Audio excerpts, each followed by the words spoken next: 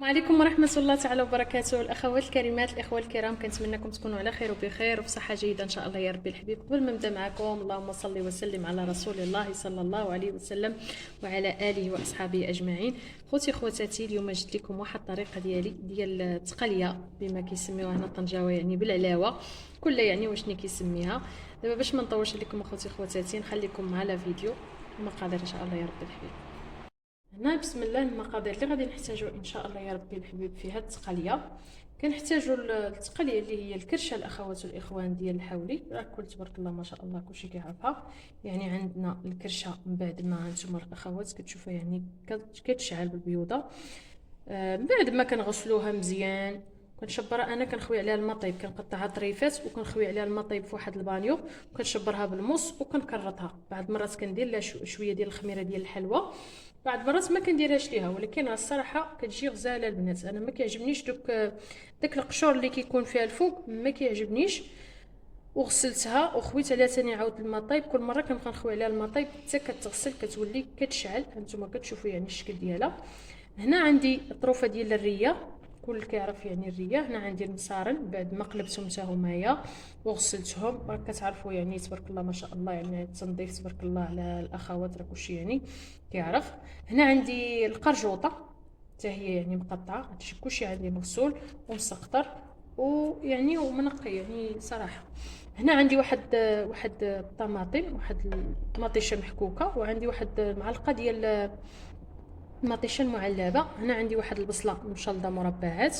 هنا عندي القزبر ومعدنوس، وعندي واحد جوج بوس ديال الثومه، وهنا عندي واحد جوج معالق ديال الزيت. وهنايا في الاقامه غادا نحتاج ان شاء الله يا ربي الحبيب معلقه ديال الكمون والمليحه. وعندي هنايا فلفله حمراء اللي هي التحميره، وهنا عندي البزار، وهنا عندي الخرقوم اللي هو العرق. هنا بسم الله غادا نبدا معاكم. غنجيب واحد الطنجره ديالي، بسم الله. غادا نعمل المكونات اللي عندي اللي هي الريه المصارن. هي كون ما كانت الاخوات والاخوان يعني التقليه كتكون يعني مخلطه، الصراحه كتجي رائعه. انا في الدار ديالنا يعني كنخلطوها حتى مع اللحم ديال الراس ديال البقري، كتجي الصراحه كتجي غزاله. هنا من بعد ما عملت يعني التقليه ديالي، بسم الله، انا غادي نزيد عليها يعني الثومه، قزبر ومعدنوس كيكون يعني طري مقطع رقيق.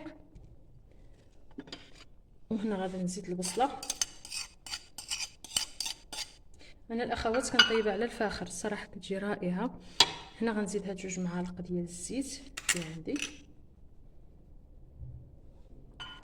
وهنا غادي نزيد العطريه اللي عندي اللي هي الملحه، كمون، ضروري من الكمون الاخوات والاخوان.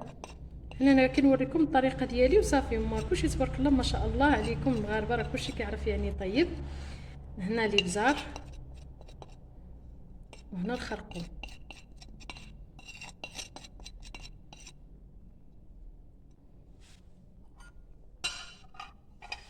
هنا بسم الله غادي نحرك المكونات اللي عندي وغادي نعملها على النار حتى يعني تقلى ليا وطيح ديك البصيله.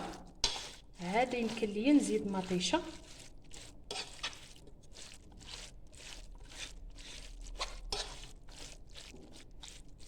هنا من بعد ما حركتها، هنا غادي نشعل عليها النار وغنقلي فيها حتى تذوب ديك البصله ان شاء الله.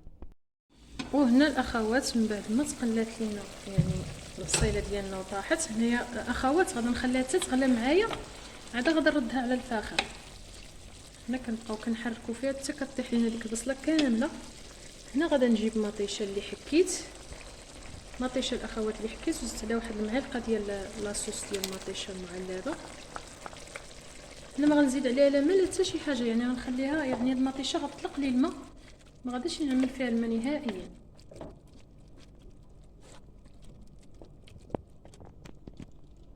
نخليها تقلى لي مزيان وغادي نسد عليها ان شاء الله يا ربي الحبيب، ونخليها تكمل الطياب ديالها حتى يدخلها يعني الطياب.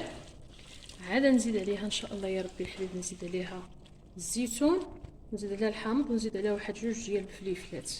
ان شاء الله نتلاقاو في اخر فيديو ان شاء الله يا ربي الحبيب. هنا الاخوات هذه هي التقليه ديالنا، الصراحه كتجي رائعه. بعد ما دخلها الطياب درت عليها الزيتون ودرت الحامض ودرت الفلفله. هانتوما كتشوفوا المريقه ديالها كيفاش كتجي يعني خاطره ورائعه. هنا غادي نحطها معكم ان شاء الله ونوريكم الطبق ديالنا. وهذا هو الطبق ديالنا الاخوات. من بعد ما طاب راه ما نقولش لكم الصراحه كتجي طيبه ومعلكه غزاله، كتجي غزاله وكتجي حتى المرق ديالها يعني خاطر. وهنايا رافقتها مع شويه ديال الفريت. انا الولد ديالي الكبير والزوج ديالي ما كياكلوش، يعني عدلت لهم الطاجين كناكلها غير انا وبنتي وولدي الصغير. شكرا لكم بزاف ولهلي خطيكم، وما تنسونيش من واحد لي لايك، وجزاكم الله خيرا. الى فيديو جديد ان شاء الله يا ربي الحبيب.